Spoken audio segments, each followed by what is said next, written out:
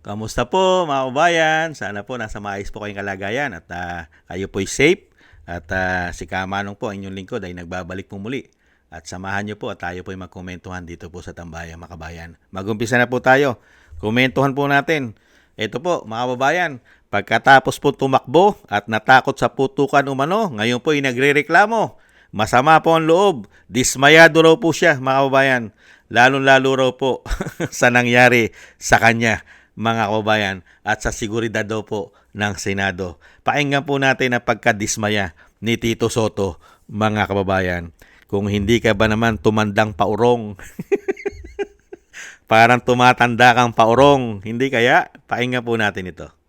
Dismayado naman si Senador Tito Soto sa mga pulis at security personnel sa labas ng Senate Complex dahil daw hindi naayos ang pagpapatupad ng seguridad. Yan, no? Makikita niyo po yung kotse na yan. Senador Tito Soto Tito yan. Sen ba yan? Oo. Hinaharang siya tapos tinubigan pa ata eh. Bila to ng battle water, no? Sa isang post, sinabi ni Soto, bigo daw hong mga authority na kontrolin ang mga nagpoprotesta sa labas ng Senado. Oh. Ito ho kasing nagpoprotesta ay dahil nga ho sa issue ng pag-aresto kay Senador Bato de la Rosa at sa impeachment trial ni Vice President Sara Duterte. Paulit-ulit daw ho binangga ng mga nagpoprotesta ang kanyang sasakyan. Tinanggan natin ulit yung video. Oh. Binabangga ba? Binabangga?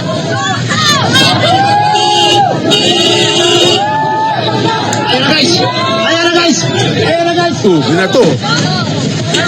Barbaric daw po ang mga protester. Binanggit pa niya na mag-isa lang siya nagmamaneho ng sasakyan at walang kasamang bodyguard. Kinundina ng senador ang kawalan ng respeto at kawalang ng mga taga-supporter ng ilang senador na nag-rally kagabi. Ayun. Hindi, ano na yan eh. Dahil mataas ang Tensyon. mataas ang emosyon. Kung hindi ka ba naman hindot eh. Hindi ba? Lagyan natin ng logic, mga kababayan. Bakit nagkaganyan ang Senado? Sino po ang punot dulo niyan? Nung pinalitan mo si Escudero, hindi naman nagkaganyan eh. Never po nagkaganyan nung pinalitan niya si Escudero. Hindi po nagkaroon ng ganyan, na riot. Di po ba? Wala pong ganyan sa Senado. Walang gulo nung pinalitan niya. Bakit nung pinalitan ka ni Cayetano gumulo? At sino po nagpapasok sa NBI sa loob ng Senado? Yung umpisa. Sino po ang unang tinuturo na nagpapasok sa mga NBI sa Senado at kumain pa sa opisina mo ayon kay Senadora Amy Marcos? Sino po ba punot dulo ng kaguluhan? Na hindi matanggap ang kanyang pagkatalo bilang Senate President. Sino kaya? At kung hindi ka ba naman ob-ob, alam mo mataas ang tensyon. Bakit ka umalis ng Senado? Bakit naman yung mga ibang senador na naiwan doon na nakasaksi ng putukan? Hindi naman nagka-problema. Hindi naman nagka-problema ang masasakyan nila. Safe naman ang mga sasakyan ng ibang senador na naiwan. Tapos ngayon nagrereklamo ka. Bakit ka kasi umalis? Hindi mo sinamahan ang kapwa senador mo. Pangalawa, kailangan mo intayin yung isasubmit. Di po ba? Nung araw na yon ay isasubmit din po ang ginawa nilang impeachment sa House of Representatives at dadali na po sa Senado. Hindi po ba? Bakit umalis ka? Dapat nga kayo imbestigahan eh. Ngayon nagrereklamo ka, Tito Sen, na ikaw ay binastos, binagbabato ang sasakyan mo. Nahando ng tensyon eh. Yung tensyon, kanino galing ang tensyon? Na panggigipit sa isang senador. Kung hindi siya tumakbo, ay hindi ka napalitan. Dahil nga po mismo, ang mga NBI ay pinayagan mo. Daw, ayon kay Senadora Amy Marcos, ikaw daw. At yan ay napatunayan na mismo ni Alan ng bagong Senate President na si Cayetano na ikaw mismo palang nag-aproba. Ikaw ang nag-entertain sa kanila. Tapos ngayon nagrereklamo ka na magulo at kaguluhan. Ano sa tingin mo? Walang taga-suporta si Bato? Walang supporter si Bato? Na basta-basta na lang siya uhulihin ng NBI at dadalhin sa dahig? Hindi ka ba naman hindot? Ano tingin mo kay Senator Bato? Bigla na lang magpapahuli? sa mga banyaga. Tapos ang aresto at ang warrant of arrest nanggaling pa sa ibang bansa at hindi sa korte ng Pilipinas. Hindi naman tangat bobo si Bato. At hindi po papayag si Bato na yung nangyari kay dating Pangulong Duterte ay mangyayari sa kanya. Hindi po ba? May sarili tayo sa ligang batas, may soberenya, may sovereignty tayo. Kahit naman po si Kamanong hindi ako papayag na doon ako dalin. Dahil una-una, Pilipino ako.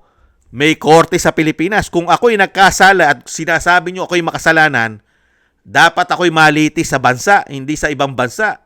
Hindi po ba? Dahil nga po sa lalim ng politika. At syempre tayo'y humihiling din. Hindi po ba? Dapat din kunin natin ang side. Magpaliwanag din po si Tito Soto. Hindi po yung magrereklamo siya dahil unang-una, pag nilaliman mo at nilagyan mo ng logic kung bakit nagkagulo sa Senado at sino po ang punot dulo na kaguluhan ng ito. Sino po ba ang punot dulo na kaguluhan ng Senado? Si Senator Bato po ba? O yung mismong Senate President na nagrereklamo na binastos daw siya pati ang sasakyan niya ay pinagbabato at sinisi pa ang seguridad, sinisi pa sa PNP. Samantalang unang-una kung hindi ka umalis ng Senado, wala kang problema. Hindi po ba? Dapat din po magpaliwanag ang mga tao na ito. Katulad po, kauna-unahan po, dapat po natin hingan at dapat po itong tanungin. Tanungin po sana ito pong mga tao na ito. Yan pong 10 na yan. Wala po si Subiri. Mukhang absent yata si Subiri. Mga kababayan, tanungin po ang mga tao na yan. Bakit sila umalis ng Senado? Samantalang dapat nila intayin yung ita-transmit ng House of Representatives sa kanila. Nawala sila.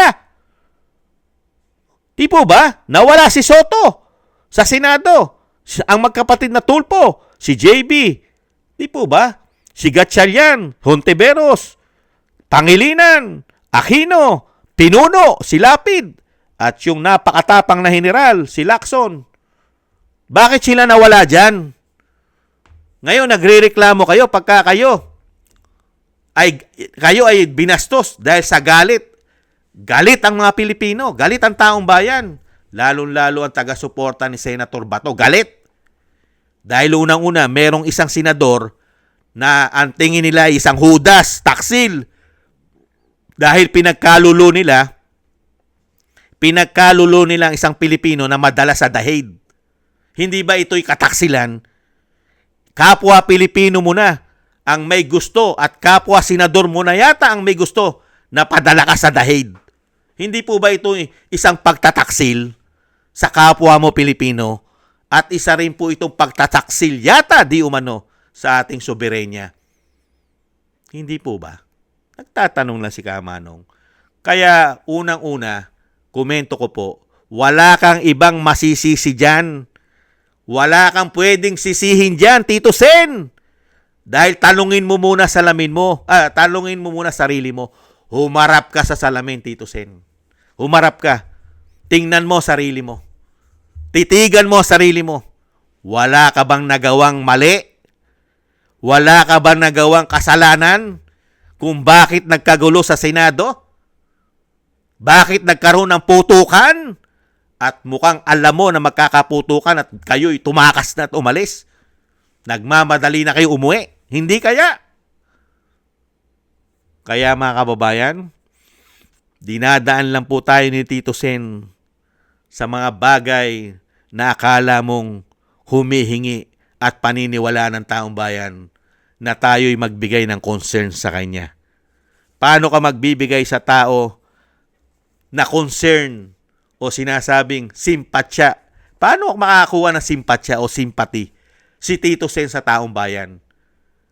Dahil unang-una, ulitin ko, nung palitan niya si Chis Escudero, hindi po nagkagulo sa Senado. Wala pong NBI, wala pong PNP, at wala pong taga-suporta ni Chis Escudero. Wala pong supporters doon si Chis Escudero. Bakit ngayon? Nung palitan ka, mukhang makakaroon pa ng kudeta sa Senado. Unbelievable, mga kababayan. Yan po ang napakahusay na dating Senate President at ngayon po ay nagrereklamo sa nangyayari daw po sa Senado at ang nangyari sa kanya at sa kanyang sasakyan, lalo-lalo raw sa pagbabastos at wala raw galang at respeto. Ang tanong, nirespeto mo ba ang mga kapwa mo senador? At nirespeto mo ba ang Senado? At nirespeto mo ba ang institusyon? Nirespeto mo ba ang institusyon ng Senado? First time in the history na nagkaganyan ng Senado, nagkaputukan, pinasok ng NBI, at pinasisinungalingan naman nila yan. Dahil nga po mga kababayan, bawal na po magsabi ng katotohanan sa kanila, di umano. Yan po mga kababayan, kung kayo po ang tatanungin, tama ba na sabihin ni Senator Soto, mga kababayan, na kundinahin niya ang mga taga-suporta ni Bato? At kundinahin niya ang safety niya? Dahil nawalan siya ng seguridad? Uulitin natin, kung hindi ka ba naman ob-ob, bakit ka umalis dyan? Sa Senado, safe ka naman dyan. May mga Marines, may mga bantay, may mga sergeant dyan, may mga security ang Senado, at nahandyan pa ang mga Marines. Bakit ka alis? Bakit? Gusto mo na bang bombahin ng Senado? Gusto mo na bang gibayin ng Senado kaya ka umalis? Mga kababayan, nagtatanong lang po. Yan po mga kababayan. Kaya nga po kung ang Pilipino ang tatanungin, baka marami ka pa. Marami pang mga Pilipino ang hindi mo magustuhan ang sasabihin sa'yo, Tito Soto. Kung kailan ka pa tumanda, saka ka pa nahilig sa maleta, di umano. Naging mahilig ka sa maleta. Yan ang dapat mo ipaliwanag sa mga darating na panahon. Bakit mahilig ka sa maleta, di umano. Maraming salamat po mga kabayan sa nagusto po natin tambay mga kabayan sa YouTube at TikTok. At ganun din po sa ating mga subscribers at patuloy po nagsusubscribe. Thank you po sa inyo. At sa mga nagko-comment, like, share, and subscribe. Mabuhay po kayo. At shoutout din po sa mga nagbibigay po ng tulong at biyaya. Shoutout po kay Kingston ng Hong Kong, Eric Hercio ng Canada, Jake Yahoo ng California, USA, Gina Ray ng Berlin, Germany, Julieta Celona ng Sydney, Australia, Baby Roman at Ate Isa ng Cagayan, Jem Aris ng United Arab Emirates, Jovelyn Watanabe ng Japan, ako si Pilam, Ani Jo, Chodorico Erguisa Jr., Arpel Villacorta, Wills Bubbles, Rosalina, Michelle Yamaguchi, Norma Garcia, Gayat Sena, Tatay Nick ng Toronto, Canada, Nancy Lumampao, Balance Vision TV, Jesus Valdepena, Rolando Guerrero, Mila Yi, Felipe Shapno ng Texas, USA, Rolando Timbol ng Alberta, Canada, Ma'am LB at Shermani ng North Miami, Florida, USA, Melchorita Espinosa ng Orlando, Florida, USA, Arthur Estranero ng USA, Mika Legaspi, Frank Zamora ng California, USA. Shoutout po sa inyo lahat mga kabayan. At ingat-ingat po kayo sa inyo po mga paggawa. Salamat po sa inyo lahat. At God bless po sa ating lahat. God bless po sa inyo lahat. Tis-tis lang po muna tayo mga kabayan. At samahan po natin ng maraming dasal at panalangin na tayo po'y maingatan sa araw-araw. Maraming salamat po. Bye-bye.